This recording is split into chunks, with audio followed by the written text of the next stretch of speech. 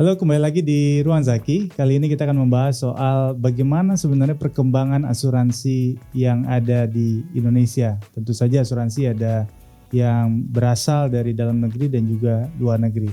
Gue nggak sendiri, dan Mbak Emi, konsultan Halo. asuransi. Sehat Mbak Emi? Alhamdulillah. Masih lancar puasa? Ya, alhamdulillah.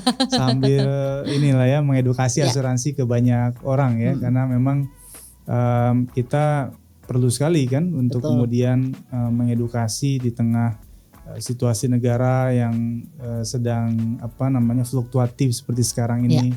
Dan tentu saja banyak varian yang nanti Mbak Emi bisa jelasin soal asuransi apa aja gitu kan. Boleh. Tapi kita mau bicara basic dulu nih buat Oke. teman-teman kita pengen tahu tentang asuransi itu sendiri, karena memang asuransi ini kadang-kadang dianggap hanya kalangan elit aja yang paham soal asuransi. Orang-orang di kalangan menengah bawah ini mungkin jauh dari apa yang namanya asuransi itu. Jauh dari jangkauan kayaknya iya, ya. mereka pikirkan gimana caranya besok bisa makan gitu Ya, kan. betul. Silakan Mbak Emi. Mungkin kalau dari aku simpel aja ya Mas Zaki. Jadi kalau asuransi sendiri ditanya pengertiannya itu apa sih? Pengertian asuransi itu kan perjanjian ya. Perjanjian antara tertanggung dengan perusahaan asuransi. Untuk apa sih mereka bikin perjanjian? Untuk meminimalisir resiko yang mungkin akan terjadi di kemudian hari gitu. Jadi asuransi sendiri itu bukan kita memindahkan resikonya gitu ya, bukan kita resiko itu tidak mungkin terjadi gitu, tapi dampaknya itu bisa kita minimalisir. Karena kan ya kalau kayak di Indonesia sendiri ya, kalau kita ngomongin asuransi udah pasti berhubungan dengan sakit, dengan meninggal dunia gitu kan, dan itu kan hal-hal yang pasti akan terjadi lah di dalam hidup kita gitu. Nah, banyak kasus ketika terjadi sakit kritis ataupun meninggal dunia dan tidak menggunakan asuransi, itu kan pasti akan berdampak kepada finansial keluarga gitu. Karena kan kalau kita menggunakan asuransi, otomatis pada saat kita sakit, pada saat kita meninggal dunia, itu kan ada sekian dana yang sudah kita siapkan untuk keluarga. Artinya kan berarti tidak membongkar tabungan keluarga yang sudah kita siapin. Tapi kan untuk orang-orang yang tidak menggunakan asuransi, otomatis tabungannya, asetnya gitu kan, investasinya pasti kan mau tidak mau harus dikeluarkan dulu gitu ya, untuk membantu ya resiko itu pada saat terjadi. Jadi kalau dibilang pengertian asuransi sesimpel itu untuk meminimalisir resiko. Tapi kalau kayak tadi kata Mas Zaki sendiri ya, kayak banyak orang yang mikir asuransi itu kayaknya cuma kalangan atas deh gitu, bahkan kalangan menengah ke bawah tuh sulit banget nih gitu dari segi literasinya ataupun mikir mungkin dari segi harga gitu ya. Mungkin kayaknya aduh asuransi kan mahal banget. Kita aja cuma mikir day to day untuk makan tuh kayak gimana gitu. Padahal ya kata siapa juga asuransi itu mahal. Itu kan tergantung lagi. Karena balik lagi di asuransi pun kan banyak yang dipertimbangkan dari segi usia, gender, laki-laki atau perempuan itu udah pasti preminya juga berbeda. Dari segi perokok atau tidak dan berbagai macam resiko lainnya. Tapi kalau dibilang menengah ke bawah ini akan sulit punya asuransi, sebenarnya enggak. Justru kan mereka yang lebih membutuhkan bantuan enggak sih kalau terjadi sesuatu. Itu sih kalau dari aku. Karena memang biaya hari ini untuk kesehatan terutama itu besar sekali gitu ya. Betul. Dan jangan sampai kemudian capek membangun mengumpulkan uang sebegitu banyak lalu habis dalam waktu semalam misalnya. Iya. Dan ada tragedi yang kemudian dihadapi oleh seseorang.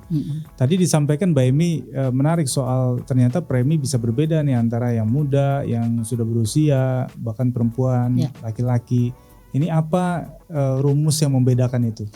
Tentunya masalah resiko ya. Ketika semakin usia kita sudah tua gitu ya, semakin tua usia kita udah pasti resiko akan semakin besar. Pun semakin kecil. Jadi ketika beli asuransi pada saat memang masih bayi banget, itu kan resiko juga cukup besar. Balita itu kan masih rentan lah ya dengan penyakit-penyakit. Jadi premi di usia 5 tahun ke bawah pun memang masih cukup besar. Setelah 5 tahun tuh akan lumayan stabil dulu sampai pada saat dia udah menginjak usia remaja. Itu mulai naik lagi perlahan-lahan karena ya balik lagi ketika usia kita pun mulai beranjak dewasa, memang makin ada aja kan ya Mas ya, resiko-resikonya itu tadi. Itu yang pertama. Yang kedua masalah perokok atau tidak.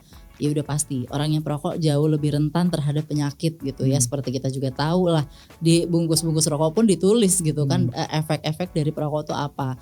Jadi memang itu menyebabkan premi pasti jauh lebih mahal kalau tertanggung ini memang seorang perokok. Dan juga ada dari berbagai bidang pekerjaan. Contoh salah satunya pilot atau kayak polisi. Itu kan pekerjaan yang cukup riskan, cukup berbahaya gitu.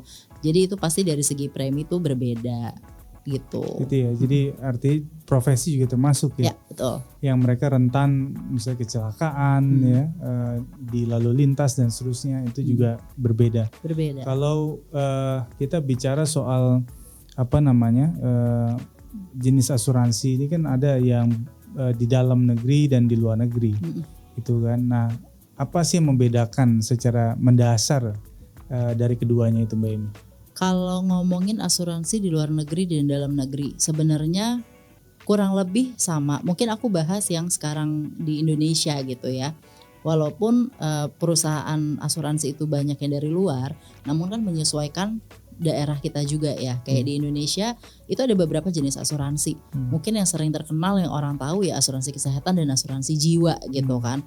Padahal di dalamnya tidak sesimpel itu hanya pengertian luarnya aja gitu. Tapi di dalamnya tuh produk tuh sangat banyak gitu. Asuransi kesehatan sendiri itu terbagi menjadi 2 gitu. Ada yang versi unit link yang menggunakan investasi, ada yang memang tradisional stand alone berdiri sendiri gitu kan, hanya kesehatan aja. Nah asuransi jiwa sendiri orang tuh selalu mikir asuransi jiwa itu untuk meninggal dunia. Benar nggak Mas Zaki? Ya kan? Padahal asuransi jiwa itu juga mencakup sakit kritis, kecelakaan, cacat total. Intinya perbedaannya adalah kalau asuransi kesehatan itu mengcover semua perawatan di rumah sakit gitu ya pada saat rawat inap. Kalau asuransi jiwa itu yang memberikan dana cash, hard cash untuk keluarga pada saat membutuhkan. Karena kan contoh misalnya orang sakit kritis secara rumah sakit mungkin sudah di cover gitu ya oleh asuransi kesehatan. Tapi kan asuransi kesehatan ini nggak bisa mengcover biaya cicilan kita atau kayak bayar listrik, bayar sekolah anak, kan itu nggak bisa. Sedangkan waktu kita sakit ataupun meninggal dunia, keluarga ditinggalkan kan terus berlanjut ya hidupnya. Nah menggunakan apa tuh kalau income kitanya sebagai pencari nafkah udah berhenti? Nah itulah menggunakan asuransi jiwa. Jadi kalau dari segi bahasa memang asuransi kesehatan asuransi jiwa gitu ya. Tapi kalau mau kita perdalam lagi di dalamnya itu masih banyak produk-produknya gitu. Iya. Terakhir nih soal tadi produk ya, asuransi kan mungkin ada pendidikan, ada tadi kesehatan, asuransi jiwa. Ada apa lagi Mbak Emi?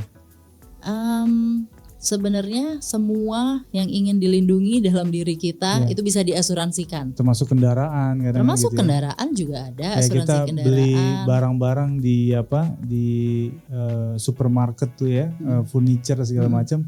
Ada juga asuransi. Beli handphone ada asuransi. Itu ada asuransi juga ya, garansi lah. Benar, garansi. Sebenarnya kan asuransi juga bisa dibilang angsuran bergaransi. Kita mengangsur setiap bulan, setiap tahun, tapi bergaransi itu pasti akan di cover. Gitu. Pernah satu kali itu handphone saya yang harganya cukup lumayan.